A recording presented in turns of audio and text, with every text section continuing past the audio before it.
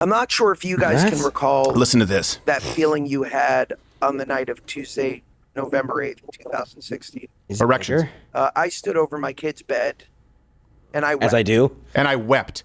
You're a bad dad. You're on a life raft. You're stranded. You're in a post-apocalyptic world. These are extreme examples to make a point, okay? And you have a community of people, and Josh Gad is amongst them. Do you feel safer? Do you feel more capable? Or do you feel like you have dead weight?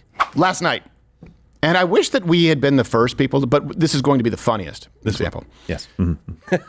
Kamala Harris. Did you guys see these? Did you see these clips? Yeah. I haven't yet, no. Okay. So. Cook a steak. Don't break your screen. Okay. When you see Josh Gad. It's tough. It's tough to take. It was a White Dudes for Harris event online. It was a big Zoom call, which, by the way, of course, you know that there's a civil war amongst the left because they see that as problematic. But I don't know if you know this. If there aren't enough white dudes for Harris, she can't win. You can have all the blacks. You can have all the ladies who actually vote. It still wouldn't be enough. You need some white dudes. Sorry. Them's the breaks in the United States of America. Is Wayne Brady one of them? Yes. Now. Sean King? We had our very own Ginger Snap, Blaine the Brain, was there, and some members here. Not really undercover because it was a Zoom call.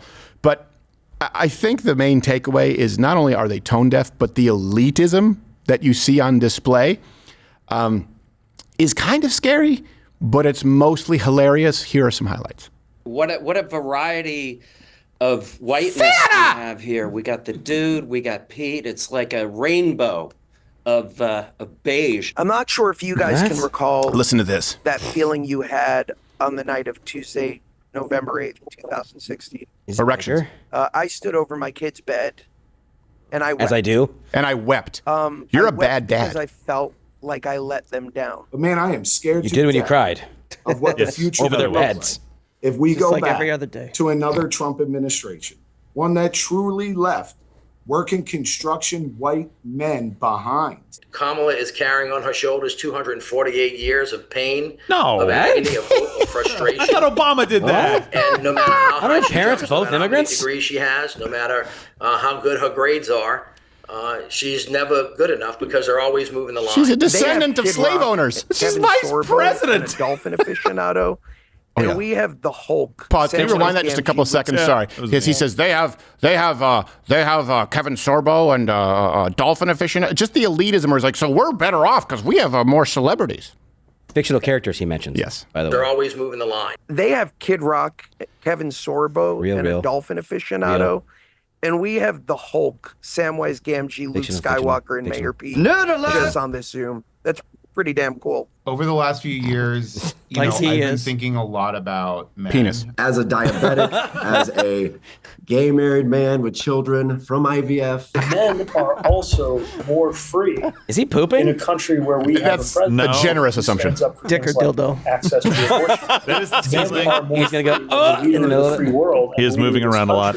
Supports. He's bobbing his head like a parakeet. I think, the fact that being Joe pounded, passed that's practice the baton so beautifully. Man. And Kamala is just so certainly our girl. Watch. Our girl. If there is a God, she's a terrible writer. So that last one to me, Bradley. I get it. You're browbeating yourself, guilt, white males. Like God's traditionally thought of as the male, female, huh? And then you insult her. Yeah, she's a terrible writer. She's a terrible writer. Look, a lot of women watching. Of course, in the chat. I've never heard from a woman who says that they particularly want a female God. Like, it's not something they're like, I'm glad that God, and God's not a man or a woman exactly, but man was created in the image of God. And there's certainly a lot of masculine energy if you read the Bible. I don't think women want a female God because every 4 weeks there'd be a rapture. And then every time they went to the pearly gates, God would be like, you were kind of a bitch last week. Yes. Or you're too pretty. You're prettier than me. Yeah. Hell. Yes, exactly. Or every 4 weeks of flood. The point is, it's 4 weeks easy. of flood. It's low-hanging fruit. Difficult. But it's there. Yeah, they'd be passive-aggressive at the pearly gates. Saint what's a P name for a female? Penelope. Yeah. Saint Penelope. Like, oh my God, I'm so glad you're here. Yeah, we've been waiting for you all this time. I don't know if you know this, Sandra's here. Yeah, the one who you started that nasty rumor about in junior high and said that she slept with the entire offensive line. Boop, hits a button, an anvil falls on them and drags them to hell. Luckily, though, Satan is a drag queen. So. Yes. Yes. So there's lots of shows. Well, and look, when you make a female god, you pick Alanis Morissette. That's true. So no. Right. Who doesn't even understand what irony is. It's true. So. Or ironing. No, she's not. She's not domesticated. Very wrinkly. I prefer a steamer. Iron is, I will say, sometimes the new way is better than the old way. Steamer. You look like a steamer guy. It's a lot better. Yeah. It's a lot better, the steamer. You look wrinkled like a steam guy. Yeah. It's not wrinkles, it's my muscle. Oh, okay, that's what it is. Oh, ripped. Now we're all in a pass. See, it's contagious. Yeah, no, it's contagious. You're gonna get a text from William. Your shirt's wrinkly. Yeah, well, your delts don't have a cap. That's I just right. hear in my head. Dun, dun, dun, dun, dun, dun. Let's go, girls. Even then, when she's trying to describe femininity, in the chorus is men's shirts. Yeah. Well, she's wearing one. Yeah. She's powerful. Men's Like, shirts, give short. me a Well, shirt. why do you include men's anything? Because even our shirts are better. So, 180,000 participants, and they raised $4 million for Kamala's campaign. 5,700 white dudes for Harris trucker hats sold. Now, here's the good news, though, and I will say, and of course, I discourage anyone here from ever committing violence. No. No one will commit violence. For example, the guy who was shot in, I believe it was Seattle or Portland. That was Portland. It was Portland. We have a Trump supporter over here, right? A MAGA hat, bam, bullet to the head. The worst you're going to get for a white dudes with Harris trucker hat is just a bunch of guys laughing at you. And pointing. Yes. Please wear the hat in public. There might be a homophobic epithet tossed in there for good measure. But it could be accurate. It could be accurate. I mean, the chances are much higher. Yes. Sir, you dropped your vagina. Yes, exactly. And I love that they made a hat and a whole slogan that minorities aren't allowed to use. Yes. Oh. Why is it always race with these people? That's so weird. It's always race with the left. Race and It's gender. always identity. It's always like, what's your identity? That's who you are, what you look like, who you bang. Yeah. Well, in Kamala Harris, I mean, it's varied. Yeah, it changes from need to need. So then it gets worse. The party of the elites, the LinkedIn co-founder, Reid Hoffman, and then director, J.J. Abrams, they each donated $50,000 during the White Dudes for Harris call. I'm also seeing a note from Reid Hoffman, who is the founder of LinkedIn. He has just let us know that he's willing to match the next $50,000 that we get raised. We have another match in. Director and producer J.J. Abrams just told us that he's willing to give a $50,000 match. So let's go. Let's get that money in. Cheap. Well, I'm glad he took a break from ruining Star Trek. I was half expecting him to go like, and also, big great news, Harvey Weinstein's donating $100,000 Yes, for the exactly. campaign. Yes. We like him now. Yeah. Yeah, He should change their name to White Dudes for Black Dudes. Yeah. Well, the truth is, Harvey Weinstein was one of their biggest supporters for a very long time. Oh, I know. It's just they get caught. Yeah. Harvey Weinstein, actual rapist. Louis C.K., who, by the way, also a liberal. Don't lump him in. Nick DiPaolo said, like, you're going to lump in my old roommate, Louis C.K., because he pulled out his prick in a green room a few times? Come on. He's like, I was roommates with Louis. I saw his prick 6 times, to be fair, 4 consensually. But the point is... And by the way, Hoffman, just to be clear, financed E. Jean Carroll's lawsuit against Donald Trump. Can we bring that clip back up again? I just want to always run that clip of her and Anderson Cooper because it's the funniest thing I've ever seen in my life. It's so uncomfortable. It's very uncomfortable. So they do all this because they know they need the support. Here's the difference, right? Conservatives go like, hey, okay, everyone is welcome, but let's be honest. This is a majority white country.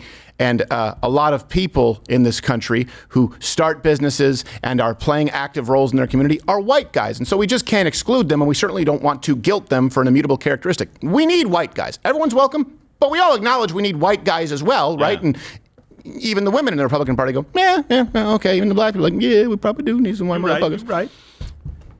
It's truth. Real talk. But then... after hosting White Dudes for Harris, the Democratic organizer, who you just saw, Ross Morales, I think it's Ross Morales Raquetto. Ooh. He's a Raquetto in the bed. He had to acknowledge that White Dudes for Harris still it's not lost on me that it might be problematic. A lot of people feel and felt uncomfortable about the call, and I think that's understandably so. You know, throughout American history, when white men have organized, it was often with pointy hats on. Also to, free the country from Britain. But yeah. Also to free black people. Yeah, that's true. Also to get all them bitches to vote. Yeah. We should be careful. I don't know if you know that. But a lot of the countries with the people of color, women still don't have a say. So white guys kind of have a good batting average on that. Not perfect. Not perfect. But, Pointy hats weren't always good. great either. Yeah. Can't see out of all of them. When the alternative is Coney. And there have been other calls that have taken place, again, like you said, centered around identity politics. There were Zoom calls for black women, men, for Hispanic women, for Asians, for Native Americans, which really is kind of redundant Lambridge theory, and then even the LGBTQ AAIP. You know what you don't see? And here's the thing. You have a few organizations like Log Cabin Republicans, things like that, in the conservative movement.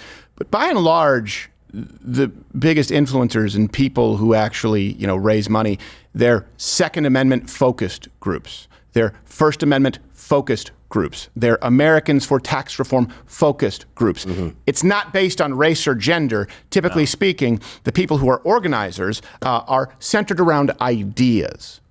I don't know if you know this. The good news is, whether you're black, white, brown, yellow, male, female, you can join the Second Amendment activist groups. You can join the groups who support the First Amendment. I don't know if you know this, but Elon Musk, when he opened up X and Rumble, you can upload whatever you want, even if you're black or if you're LGBTQ, provided you're following the law. So their main organizations come from black, female, gay, half Asian, half black, South Asian, Indian, half black. And on the right, it comes from people saying, hey, we want to hold our candidates accountable to the ideas to which they claim to subscribe. Yeah. That's a fundamental difference. Well, and we're very weird people, not quite as weird as this person. I feel like a victim. I was not thrown on the ground and ravished, which the word rape carries so many sexual connotations. This was not sexual. It hurt. But I think most people think of rape as it is a violent assault. It is not. I think most people think of rape as being sexy. Let's take a short break. Think of the fantasies. We're just going to take a quick break. If you can stick around, we'll talk more. You're fascinating to talk to. As though she'd never heard. The only thing that he could have said that was fascinating is like he just, for some reason, enlightened her that rape is seen as a violent crime. She's like, fascinating, Captain. What? Rape's a violent crime? I just think of the fantasies. That's a psychopath. That is a crazy person who accused Donald Trump of rape. And no evidence. No evidence. They changed the statute of limitations. And that suit was financed by, you just saw, Mr. Hoffman, Reid Hoffman. Yeah. It's a party of absolute insanity all the time. But I love that. Can we have her on the show? I would love to have E. Jean Carroll on the show. God, put her in fourth chair. Let me be in here, please. Oh, yeah. Like, I don't know if you know this, but when murder is committed, someone dies. You guys Interesting. You're going to be in the middle of a rant, and you're going to look over, and her leg's going to be touching my knee. Yes. Going to rub in on it. That's playing it conservatively. For rape, dude. I'd be careful. Yeah. No, he won't. I think she sued Donald Trump because he's the only one who didn't fulfill her fantasy. That's what I think. Oh, what? What's wrong with me? Where should I start? How much time do you have? Crazy bitch. All right. Is there anything else? That's about it. It was just funny. It was funny. They're raising a ton of money. And it's all, like Josh said, it's all based on identity politics. It's not sustainable. We cannot have a country that fractures us based on race and gender continually and then demands that we come together to support someone based on race and gender. But it's also like beta males for Kamala Harris. It's like there was not a manly person among the group. Well, they don't think kind of Jeff Bridges, but Jeff Bridges has made the mistake of doing the same character too many times, and now he talks like that character. Man. He didn't talk like that before. No, the way he talks, like he always has something in his cheeks. I didn't always talk like this, but I did the role after True Grit, and the other one, this is my voice now. But you didn't talk that way before.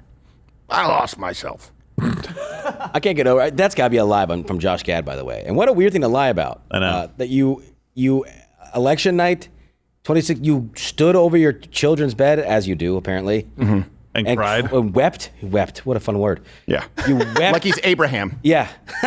Yeah.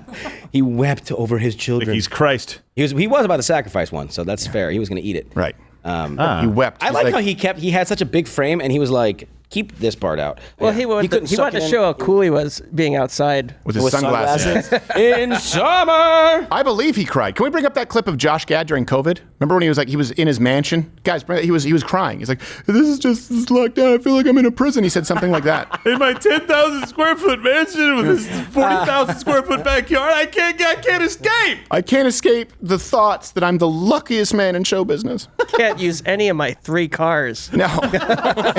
My golf cart still in the garage. And by the way, you don't get many opportunities like that. Like, I remember the first time I ever saw my dad cry. Yeah. I remember it. It was when my uncle had serious kidney cancer.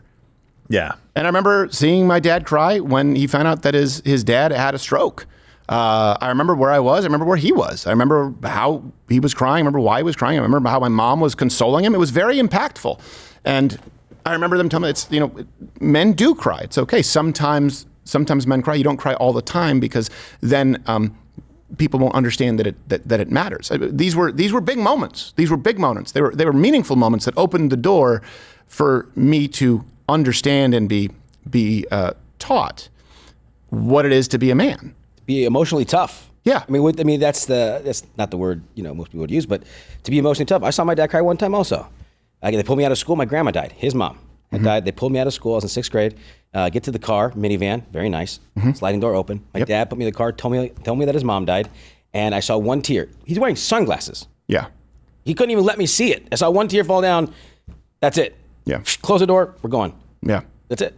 Yeah, and you know why it matters is sometimes it's not that men can't cry, okay?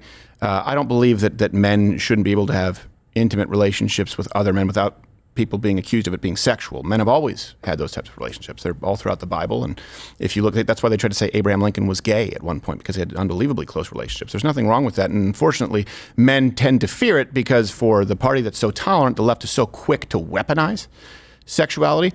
But the reason it's important for a young man and young woman to see their father cry sparingly, I'm not saying that men can't cry, but for it to be meaningful is so that they can feel stable. Their brains haven't fully developed yet. I remember when my grandfather died, that was not news that was delivered to me from my mom. It was her dad died. It was the first major death. I mean, he was like a second father to me. He grew up in the apartment next door. There wasn't a day in my life that went by that I didn't spend a significant amount of time with him. And I remember my dad and him were very close. And he sat me down on the couch. And when he told me, I remember as a child actually weeping.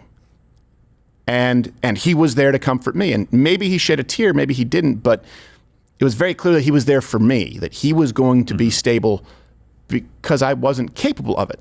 That's why. It's not toxic masculinity. There's nothing wrong with crying when appropriate, but your children and the members of your community need to know that you can hold it together when it matters. You need to be strength so that other people can lean on it. And there's nothing wrong with strength, especially not if that strength is bridled appropriately. Unfortunately, you see an entire Zoom call of men who are incapable of actual strength. Yeah. Crying over an election result? Or here's the COVID. Or cry on your own over an election result. I know people who have, but I mean, what was Josh Gay like? No, but in front of your children. We're gonna have more speech. People will be able to keep their guns. Is the corporate tax rate going to be cut from 32%? Is it going to be cut from the highest rate in the world? Oh, geez, like what? Yeah. What did you think? In front of your children, though. It's like she lost. You're teaching your kids to cry about everything that happens to them. Yeah. If something happens to you that you don't like, cry about it. As loud as you can, as gross as you can, as wet as you can. Yes. Whoa. Even when nothing is being done to you. Yeah. Right. Just cry. Here's Gad crying some more. Oh. Cried for a second. And I was going to do it by myself, and then I thought, you know what?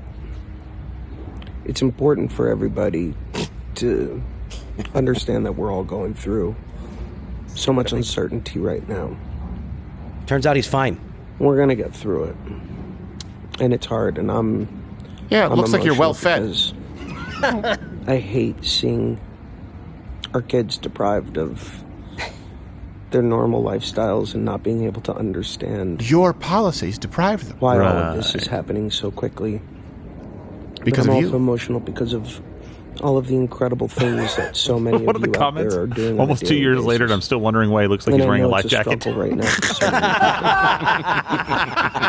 And I just wanted to say I love you all, and I'm thinking of you all, and we'll get through this. Let me ask you this. This is a big component of the measure of a man. Let's separate the false machismo, okay? And he's tough and he can. Talk about men being men. I'm not talking about a guy who can crush a beer can and belch and go out and chase skirts. It doesn't mean anything. Picture yourself in a scenario. You're on a life raft. You're stranded. You're in a post-apocalyptic world. These are extreme examples to make a point, okay? And you have a community of people. And Josh Gad is amongst them. Do you feel safer? Do you feel more capable? Or do you feel like you have dead weight? And I don't just mean that he probably can't bring to the table like basic life skills. I mean, is this someone who you think will be undergirding of other people or demoralize other men because he's an emotional basket case? That's the measure of a man. What value do you bring, whether physically, whether through a set of skills, or through morale, through leadership abilities? Picture that man in a scenario. If you had to pick, okay, I get to pick 30 people. We have to survive something harrowing. Picture him in the USS Indianapolis. You think he's going to be the guy who's helping the person next to him when the sharks come? You think he's going to be the guy who, even if he doesn't know how to build a fire, is going to go and collect wood without a problem and keep his chin up? Or do you think he's a guy who's going to be a liability, who's going to be nothing but a net burden? That's what we're talking about. The guy who cries from his mansion during COVID because of policies that he has supported and then goes to his children and weeps because of an election result he doesn't like.